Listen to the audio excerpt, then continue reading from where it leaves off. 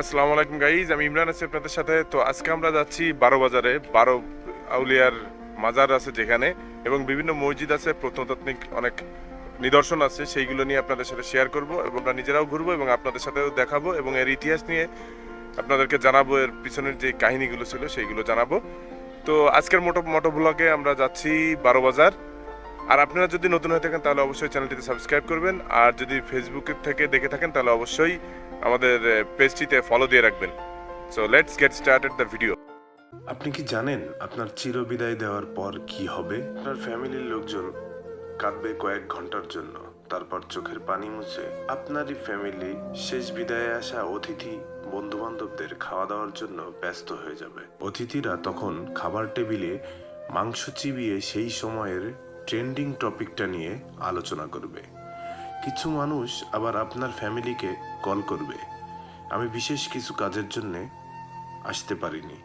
দূর থেকে আগত কিছু মানুষ বাড়ি ফেরার আয়োজন করবে, কারণ জীবন অনেক ছোট। তারপর আপনার ফ্যামিলির কেউ না কেউ বলবে কে বেশি টাকা দিয়ে হেল্প করেছে এই ফ্যামিলির জন্য।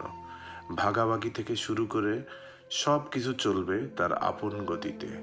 হয়তো হঠাৎ করে আপনার সেলফোনটা বেজে উঠবে। যে কল করেছে সে জানেই না আপনি আর নেই এই পৃথিবীতে। তার কিছুদিন পর আপনার ছেলেমেয়েরা যার যার কাজে লেগে পড়বে। আপনি যেখানে কাজ করতেন সেই কোম্পানির মালিক আপনার জায়গায় অন্য কাউকে খুঁজবে আপনাকে রিপ্লেস করার জন্য। এইখানে নতুন ইলেকশন হবে, হয়তো নতুন কেউ মেয়র হবে, রাস্তায় গাড়ি চলবে, পাখি ডাকবে, পৃথিবী চলবে তার গড়া নিয়মে। বাংলাদেশ টিম হয়তো খেলবে, জয় করে নেবে বিশ্বকাপ। 6 মাস পর আপনার স্ত্রী টিভির সামনে বসে কমেডি চ্যানেল দেখবে আর হাসবে। আপনার মৃত্যুর পর আপনার প্রথম মৃত্যুবার্ষিকী পালন করা হবে ধুমধাম করে। এরপর আপনাকে ভুলে যাওয়া হবে যেন আপনি কোনোদিন এই পৃথিবীতেই ছিলেন না। সবার জীবন একদম স্বাভাবিক হয়ে যাবে, চোখের পলকে বছরগুলো কেটে যাবে। হাতে গোনা অল্প কিছু সংখ্যক লোক আপনাকে মনে রাখবে।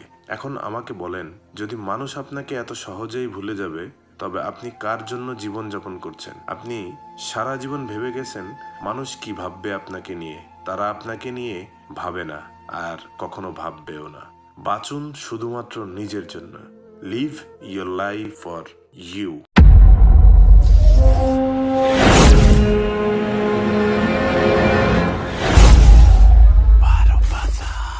প্রাচীন শহর মোহাম্মদাবাদ। পুরনো ইতিহাস ঘেটে জানা যায়, প্রাচীনকালে 12 বাজারের নাম ছিল ছাপাইনগর।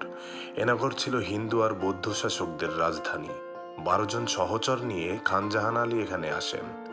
সেখান থেকেই এর নাম 12 বাজার। যুদ্ধ কিংবা মহামারীতে ছাপাইনগর ধ্বংস হয়ে যায়, থেকে যায় প্রাচীন ইতিহাস। 1993 সালে এখানকার মাটি খুঁড়ে সন্ধান মিলেছে 15টিরও বেশি প্রত্নতাত্ত্বিক নিদর্শন। এগুলোর মধ্যে বেশিরভাগই প্রাচীন মসজিদ। এসব স্থাপনাগুলো 700 বছরেরও বেশি পুরনো। তাহেরপুরের সড়ক ধরে সামান্য পশ্চিম দিকে এগুলে হাতের বাইরে একটু ভিতরের দিকে আরেকটি মসজিদের দেখা মিলবে। এর নাম গোড়ার মসজিদ। এই মসজিদ 4 গম্বুজ বিশিষ্ট।